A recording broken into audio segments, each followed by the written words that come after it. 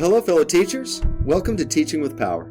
This is Ben Wilcox, and I want to welcome you and thank you for joining me today as we get to study the book of Esther today. So if you're ready, grab your scriptures and your marking pencils. It's time to dig deep.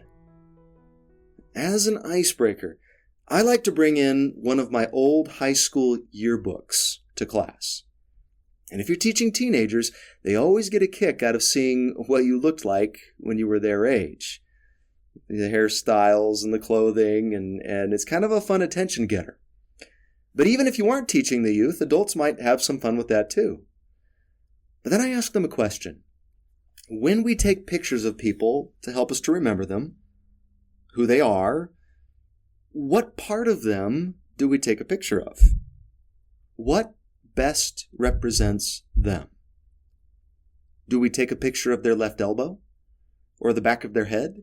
Or the little toe of their right foot? I mean, is that how we remember people? And, what if the yearbook was filled with pictures of everybody's right foot? Would you say things like, "Oh yeah, I remember that guy. He was so funny"? No, we take a picture of their face. Their face is what most sets them apart as them.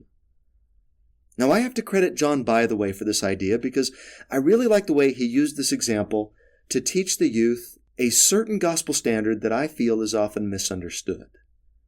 And we'll talk about that standard a little later after we study a character from the book of Esther that's often overlooked as a minor character.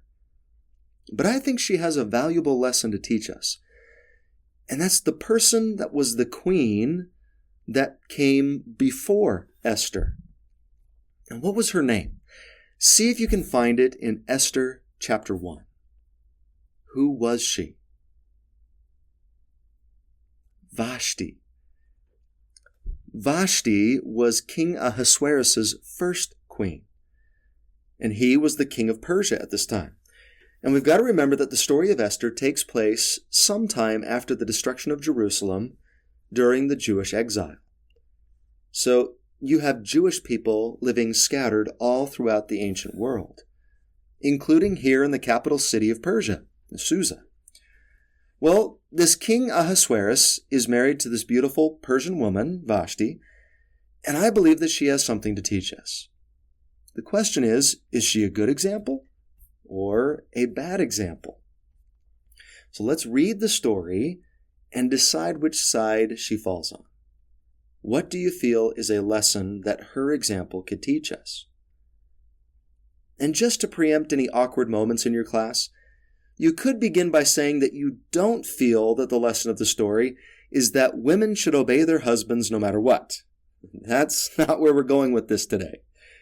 We have, for the most part, as a society, moved beyond the false notion of female subjugation, thank heavens.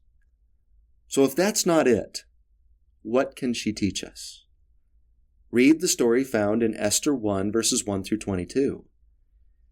Now, you could approach this reading in a number of different ways. You could play an audio version of the story for everyone to listen to, which can be downloaded from the church's website. You could read them the story yourself as a teacher. You could have them read the story quietly to themselves, or you could have them take turns reading the story as a class. However, I found that last method usually doesn't work as well for large sections of text. Now, I'm not going to read it here verse for verse, but I encourage you to do so and then come back. Now, just to summarize the story, King Ahasuerus throws a huge party for himself, a 180-day-long party, no less. And then at the end of that huge party, he has a final 7-day feast to end things with a real bang.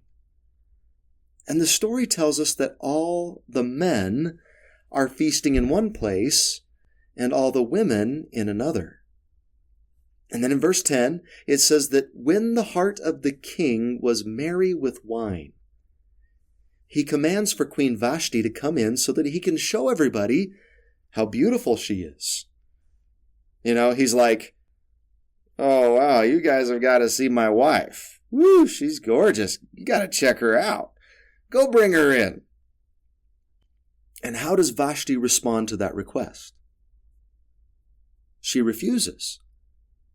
Now, under those circumstances, why do you think she's refusing? What's her motivation?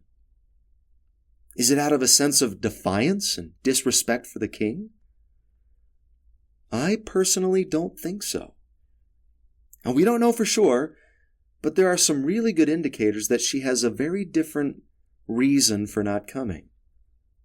I believe that she refuses to come out of a sense of modesty and self-respect. I mean, think about it. Women, would you want to be paraded around in front of a bunch of drunk men for them to ogle you and check you out? Probably not. And so she won't come. She does not want to be treated as an object, a possession, or to be valued only for her outward appearance. And that's the lesson I feel that Vashti is teaching us. She's a great example of strength in womanhood and the principle of modesty. Now, the Jewish historian Josephus suggests this. Josephus lived a little after the time of Jesus Christ, and he had access to records and a historical understanding that's now lost. So he adds these details to the narrative. Now the king was desirous to show her to those that feasted with him, as she exceeded all other women in beauty. And he sent some to command her to come to his banquet. But she, out of regard to the laws of the Persians, which forbid the wives to be seen by strangers, did not go to the king. And though he repeatedly sent the eunuchs to her, she nevertheless continued to refuse to come. So according to Josephus, her refusal to come was out of a sense of propriety and a commitment to her cultural values. It must have taken great courage and resolve for Vashti to directly disobey the order of the king. But she does anyway, regardless of the consequences.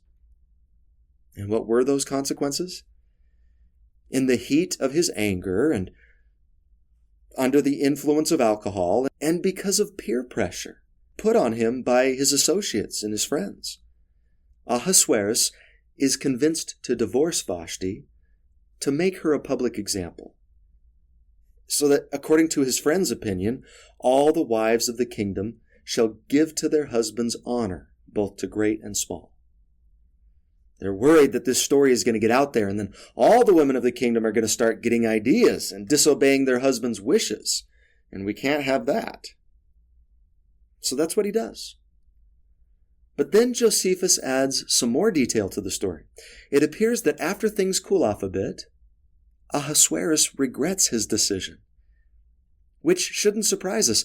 How many regrettable things have been done as a result of drunkenness and peer pressure? So Josephus writes, "But the king was in love with her and could not bear the separation, and yet by the law he did not have the power to be reconciled to her. So he grieved at not being able to obtain his desire. But when his friends saw him in such pain, they advised him to cast out the memory of his wife and of his desire for her, but to send abroad over all the habitable earth, to search out for comely virgins, and to take her he best liked for his wife, because his passion for his former wife would be quenched by the introduction of another, and the affection he had for Vashti would little by little be withdrawn and transferred to the woman living with him. He was persuaded to follow this advice, and accordingly gave order to certain persons to select from the virgins of his kingdoms those that were esteemed the most beautiful, and to bring them to him."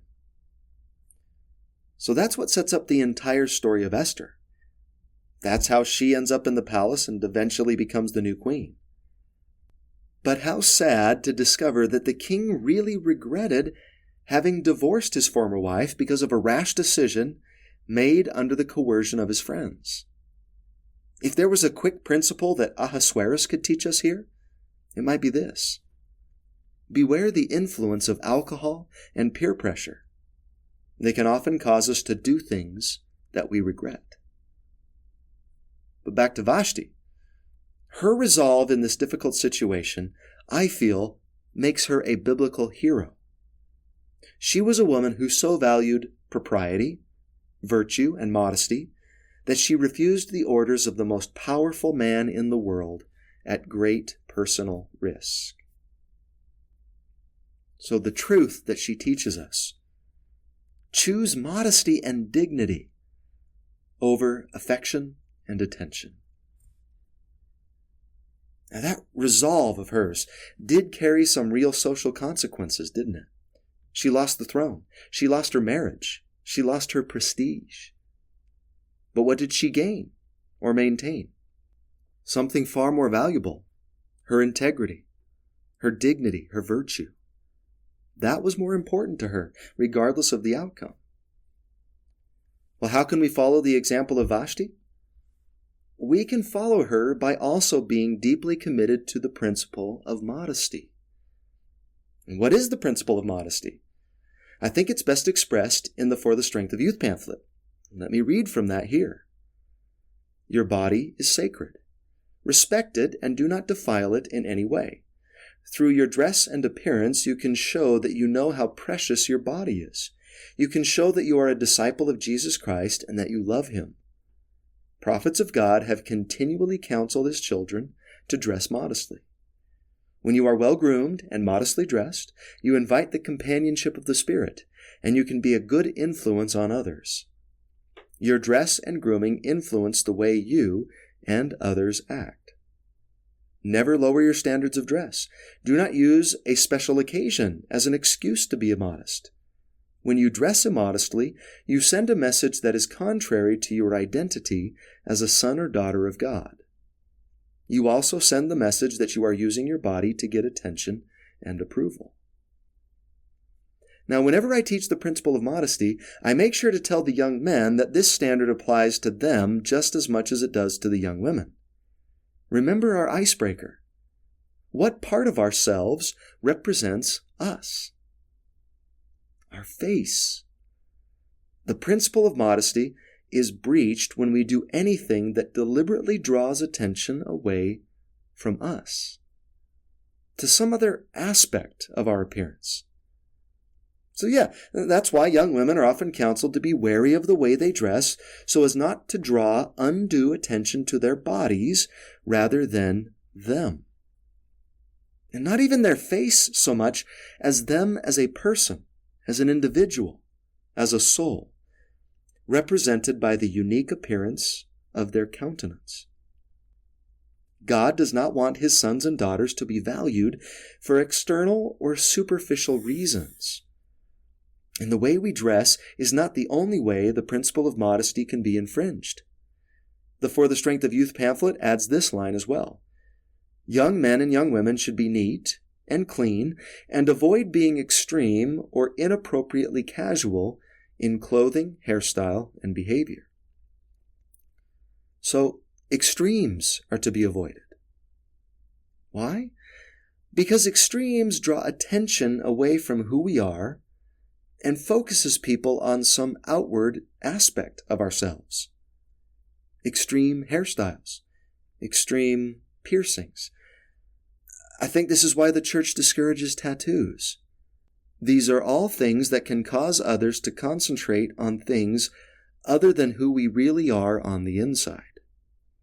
Remember 1 Samuel 16:7. The Lord seeth not as man seeth. For man looketh on the outward appearance, but the Lord looketh on the heart. So I encourage us to remember the Vashti principle. Modesty and self-respect, propriety and dignity are worth more than social attention or relationships even. So if you choose to be modest, there may be some social consequences to that.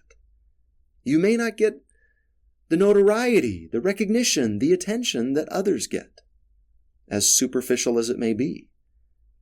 But you will gain the respect and the attention of those that really value you for you, and your own respect, and a sense of confidence in your integrity and worth. Vashti teaches us this, and I hope that we can learn something from her in this book too, just as we can from Esther. But now, let's focus on this other incredible woman whose book bears her name. The story of Esther is really a literary masterpiece that almost reads like a novel. There's mystery, intrigue, revenge, irony, assassination plots, and the fate of the entire Jewish people resting on the act of one young woman. Such a fun book of scripture with a potent and moving message.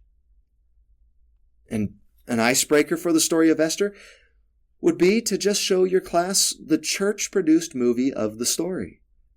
It's very well done and can help give your students a sense of what happens in this book in a relatively short period of time, about 14 minutes. Because a danger with teaching the book of Esther is to get so caught up in the details of the narrative that we fail to teach what it teaches, which is far more important than just enjoying an entertaining story. Still, they do need to know the story in order for the lesson to have impact. So do your best to seek a balance between the two. And I find that showing the film is a good way to do this. As they watch the movie, they could also fill in the following crossword puzzle, which can help them to pay better attention to the details of the story. And also there are some questions that come from the scriptures after the movie ends, since the movie doesn't cover the entire story, only up to the point where Esther enters the king's chamber without being summoned. So it's a bit of a cliffhanger. The scriptures will give your students the rest of the story. On the handout, the questions are arranged in such a manner that they do in fact go in the order of the movie to make it easier to follow along. So here are the answers. 2 across. Mordecai the Jew refused to do this before Haman, the king's advisor. Bow. 6 across. There was a law in the land that prohibited anyone from approaching the king or entering his chamber without an blank. Invitation is the answer. 12 across. Because of his divorce, the king had sought throughout the entire kingdom for a new blank and had chosen Esther. The answer is queen. 3 down. Haman desired to have all the Jews blank by royal decree. He desired to have all the Jews destroyed by royal decree. 1 down. Mordecai and Esther were related. They were blank. The answer is cousins. Esther was an orphan, and so her cousin, Mordecai, takes care of her. 11 across. Mordecai mourned at the gate of the palace and sent a message requesting that Esther make supplication to the king for her blank. The answer is people, for her people. 5 down. Esther was afraid to speak to the king. He had not called for her for blank days, and she knew that anyone who approached the king without being called would be under an immediate death sentence. The answer is 30. Now, I've sometimes had students ask me why it was such a big deal for Esther to talk to her husband. They kind of scoff a little bit and say, why is that such a great act of courage? Well, a couple of things to consider here. Marriages back then weren't quite what they are today. Equality in marriage relationships was not really the order of the day. Men were generally considered the sole leaders of their households, and their wives were expected to be obedient to their demands. Plus, Ahasuerus is just not any man. He's the king. What he says goes. Esther says that she had not been summoned to him for 30 days. Now, why is that? We don't know.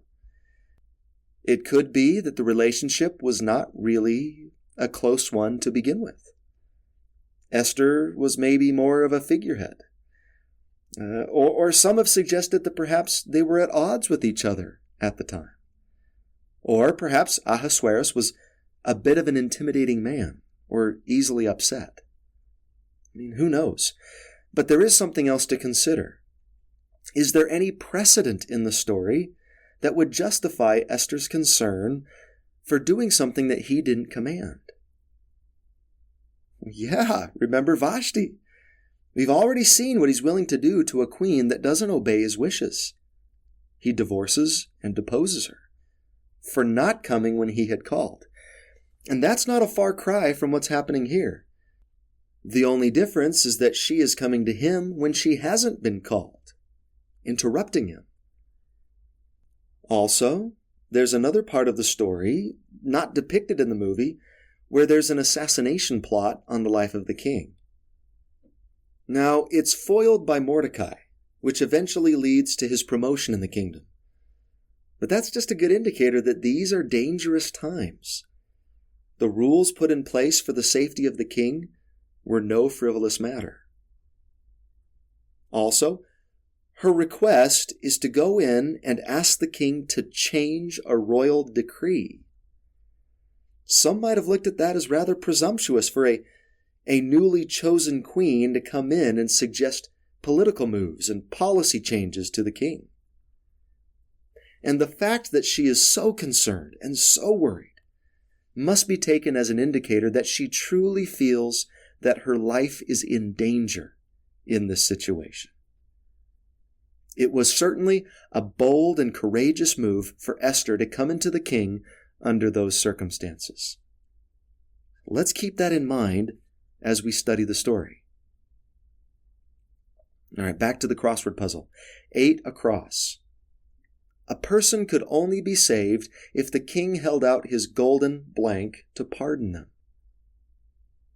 Scepter. 13 across. Mordecai's message to Esther. Who knoweth whether thou art come to the kingdom for such a blank as this? Time. For such a time as this. 7 across. Esther requested that all the Jews of the city blank for her. Fast. 4 down. Esther had the courage to go before the king without being called, but obtained blank in his sight, and was not killed. Favor. She obtained favor in his sight. 9 down. Esther requested that the king blank the letters devised by Haman to destroy the Jews. Reverse. 10 down. Instead of sorrow and destruction, because of Esther's courage, the Jewish people had light, gladness, honor, and blank. The answer is joy. 11 down. To this day, Jewish people around the world celebrate Esther's victory over this plot every year with a special holiday called blank. And the answer is Purim. Purim. Well, now that we have a good understanding of the story, we can focus our attention on what the story teaches. To help make this book of Scripture more relevant to us, let's see if we can draw some comparisons between Esther's situation and our own. Take each of the following elements of the story and decide what you feel they could represent for us. First of all, where can we see ourselves in the story? Who do we want to compare ourselves to or strive to be like? Esther, right? Esther represents us. Hopefully, we as members of the true Church of Jesus Christ see ourselves in her and can act as she did to become modern-day Esthers. What about Haman? Haman is a good symbol for Satan. He's somebody who, because of his pride and jealousy and hatred, desires that we be destroyed. How about the law of the land? This is a tougher one. But perhaps that could represent the unrighteous philosophies and norms and opinions of the world. There are a lot of social laws and worldly laws out there that stand in contradiction to the laws of God. The question is, how are we going to react to them when they threaten to destroy our faith or morality. Hopefully, we act like Esther. And so, what does Esther's act of going before the king represent? And what does that look like in a Latter-day member of the church? Anytime we show the courage and strength of character to stand up for truth and righteousness, regardless of the difficulty, regardless of the outcome, we're following Esther's example. When we defy the laws of the world to defend the laws of God, we're following her example. When we choose the right, when it would be so much easier to just go with the flow, we're following her example. And to do that requires great courage and strength. Sometimes there are real consequences to those decisions. The world isn't always very pleased with those who don't bow to their will. The kings of this land are not always willing to hold out the golden scepter of mercy to those who flout their desires. And what about the Jews being saved? They could represent all the people that are saved through the example and righteous decisions of good people. When Latter-day members of the church stand for truth, preach the gospel, or set a good example, they save people. They bring joy and rejoicing to the lives of others. Well, I think we all know that it's not always easy to have courage to do the right thing. We know from the story that it wasn't easy for Esther to make the decision to approach the king. But there were some things that helped Esther to make that decision. I want you to study Esther chapter 4, verses 13 through 16, and find as many things as you can that helped give Esther the strength to do what was right. And perhaps we can find strength in those kinds of things as well. I see at least 4. Number 1, support and encouragement from family and friends. Mordecai is there to support and encourage Esther to make this decision. And we too can surround ourselves with good influences that can help us to be strong in the face of temptation or challenge. I will always be forever grateful for the righteous influence of my parents, especially in my youth. They always taught and encouraged me to choose the right, honor my priesthood, and live my faith. I also had really amazing friends in my youth and college years that shared and supported my values. I didn't have to say no to drugs or ask them to turn off the bad movie or to use clean language around me. They lived those same standards, and we found strength and support in each other. Thomas, John, Travis, Dave, and Darren. I had such good friends, and their influence helped to keep me on the path throughout those precarious teenage and young adult years. Number 2, my favorite line of the whole story, Mordecai's plea. And who knoweth whether thou art come to the kingdom for such a time as this? Something that can help us to have courage is to know that we have been sent to the earth at this time as members of Christ's church with a purpose for just such a time as this. Do we know if that's true? Yeah, we do.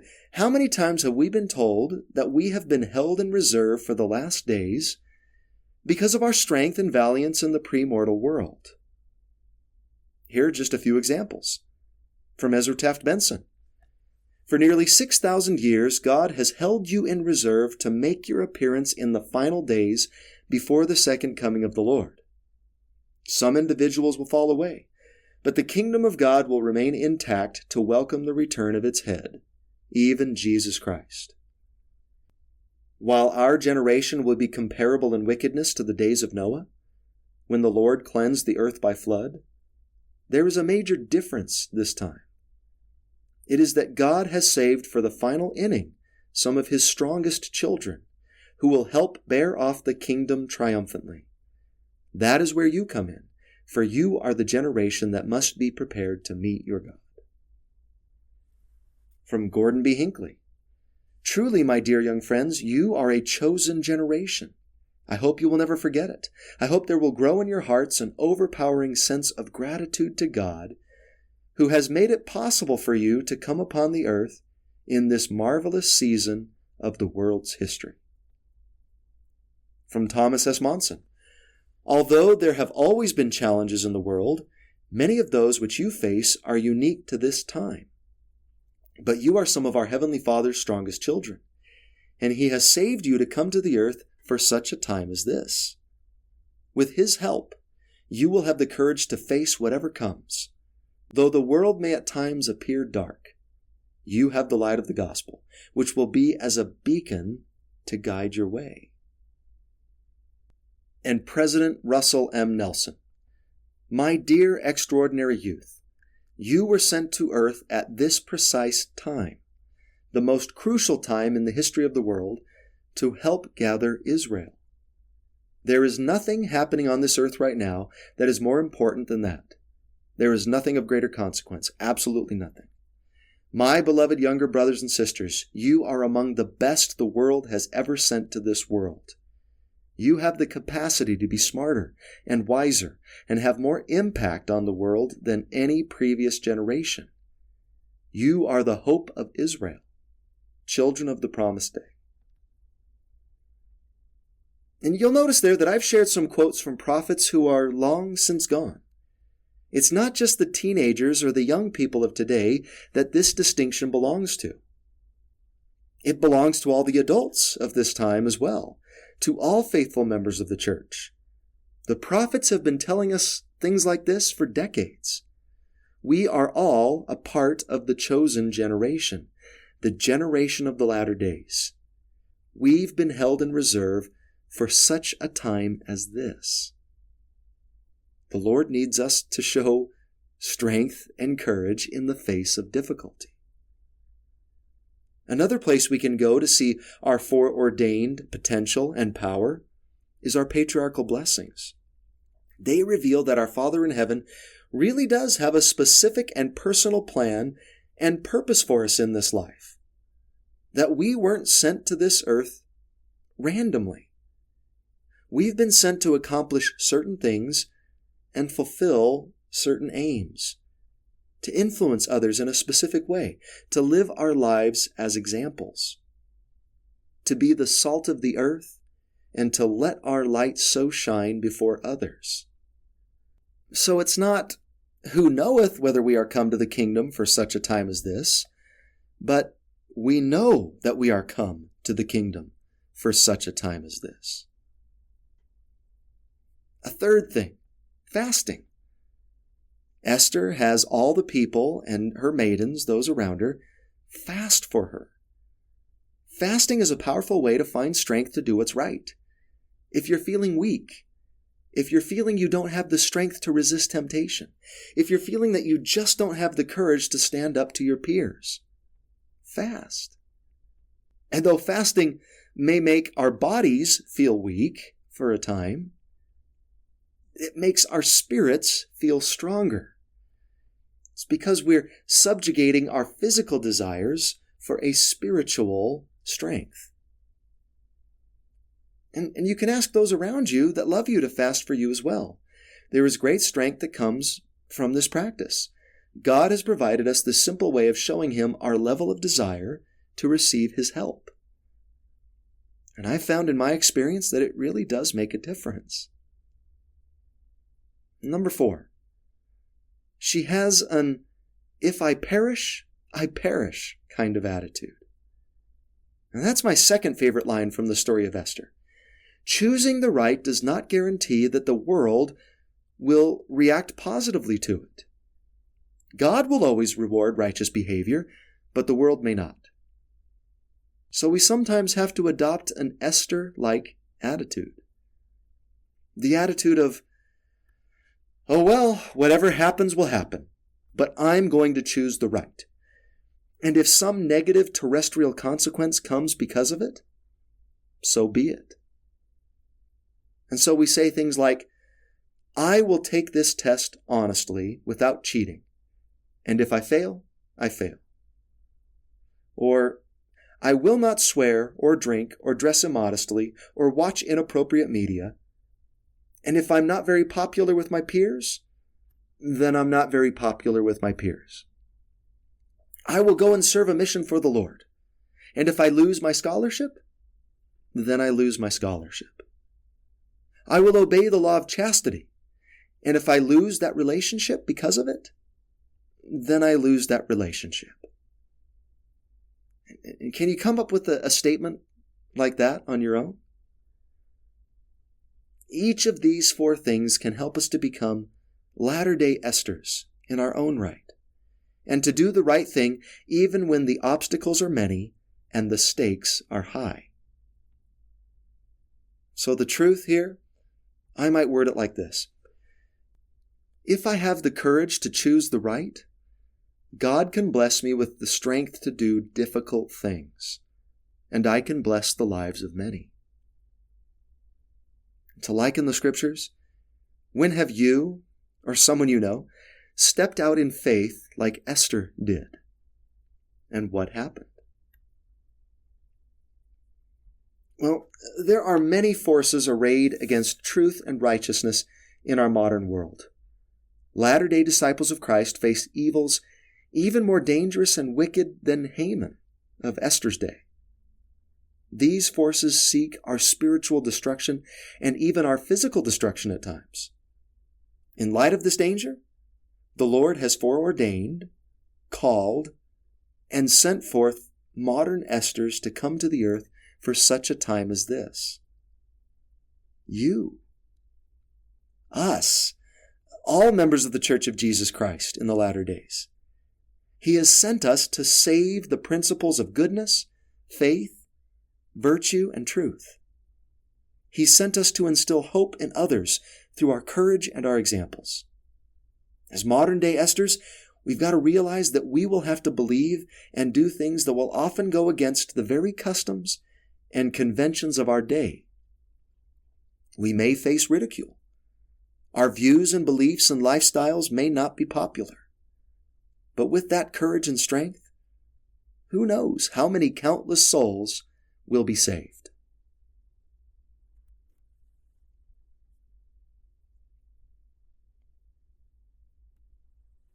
Well, there is one other character that you may wish to focus your attention on from this story. And as an icebreaker and introduction to this individual, you can play a quick round of hangman with your class.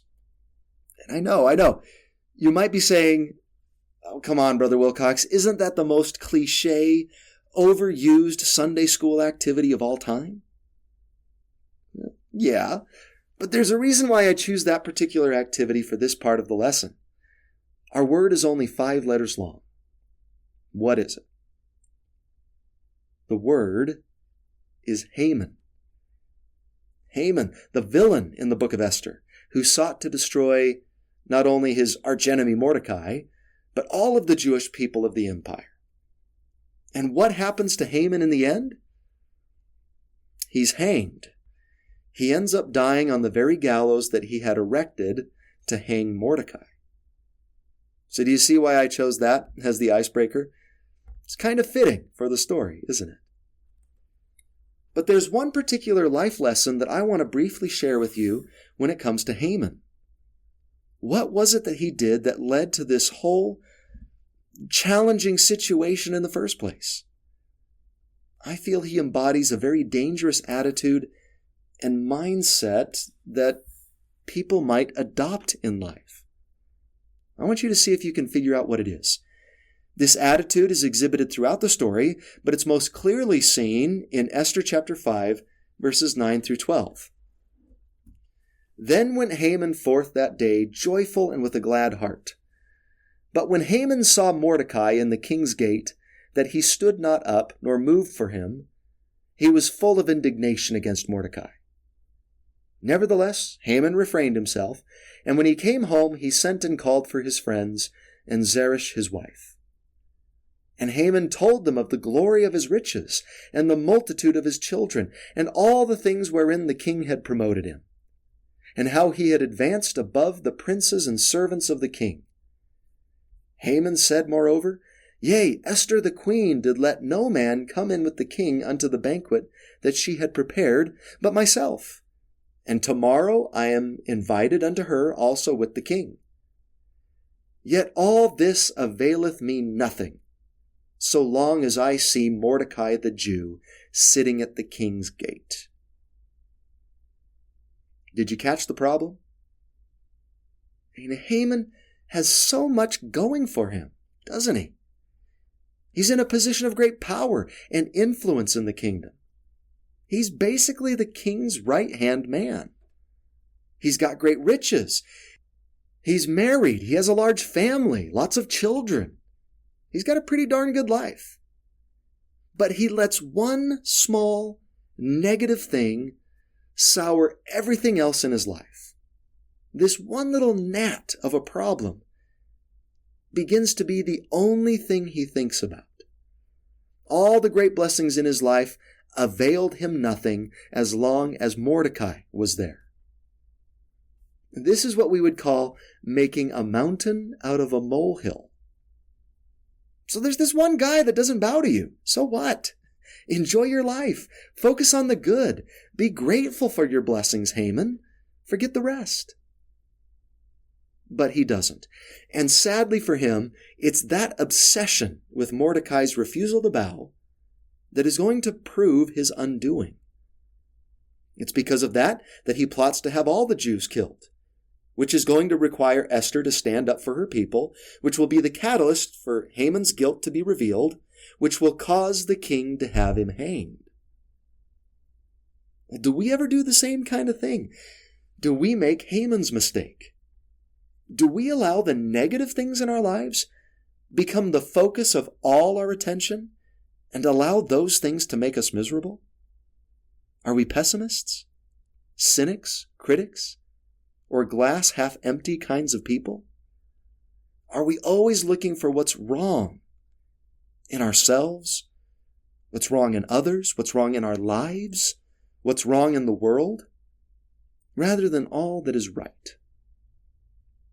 I'm afraid that when we allow the negative to dominate our consciousness, that we too will bring about our own misery or even destruction.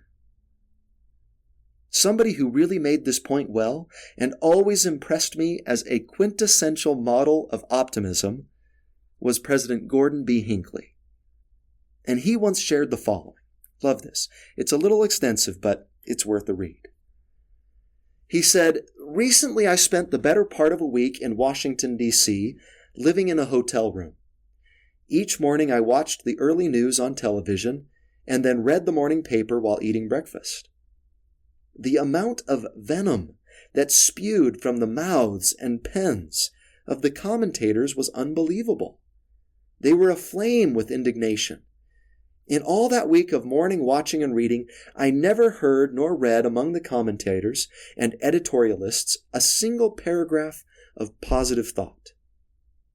The speakers were brilliant. They were men of incisive language, scintillating in expression. The columnists were masters of the written word. With studied art, they poured out the sour vinegar of invective and anger, judging as if all wisdom belonged to them. At the conclusion of that week, I too made a negative observation. Said I, 'Surely this is the age and place of the gifted pickle sucker.'" I love that. The tragedy is that this spirit is epidemic. Criticism, fault-finding, evil speaking, these are the spirit of the day. They are in our national life. The snide remark, the sarcastic jibe, the cutting down of associates, these too often are of the essence of our conversation. In our homes, wives weep and children finally give up under the barrage of criticism leveled by husbands and fathers. Criticism is the forerunner of divorce, the cultivator of rebellion, sometimes a catalyst that leads to failure. Even in the church, it sows the seeds of inactivity and finally apostasy. I come this morning with a plea that we stop seeking out the storms and enjoy more fully the sunlight. I'm suggesting that we accentuate the positive. I'm asking that we look a little deeper for the good, that we still our voices of insult and sarcasm, that we more generously compliment virtue and effort.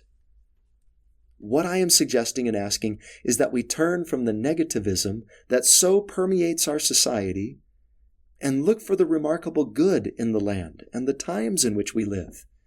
That we speak of one another's virtues more than we speak of one another's faults. That optimism replace pessimism. That our faith exceed our fears. And perhaps Haman could have used that talk before he set in motion the events that would eventually lead to his downfall. So the truth of Haman's life, if I focus on the negative, the petty, the imperfect, I invite despair and misfortune into my life. To liken the scriptures, to help combat that attitude a little bit right here, right now, what are some of the positives of your life? What do you have to be grateful for? What is good and right about your current situation? Well, I believe that optimism and idealism are a far better way to live than to get caught up in the negative and the flawed.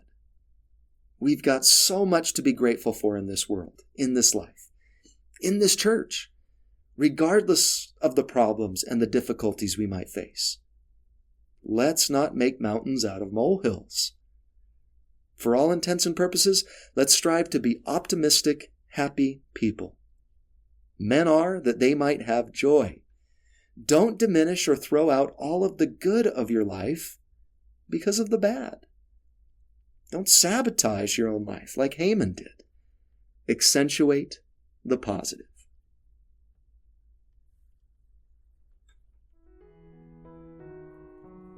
Well, I hope that you've gotten something positive out of this lesson today, and specifically from the book of Esther. The scriptures are just so amazing, aren't they? Well, if any of you are interested in any of the resources that I put together for teachers, go to teachingwithpower.com. You'll find the resources there. If you found what we talked about today helpful, I encourage you to share this with somebody else. That's the biggest favor you could do for me. Thank you so much for watching. Now get out there and teach with power.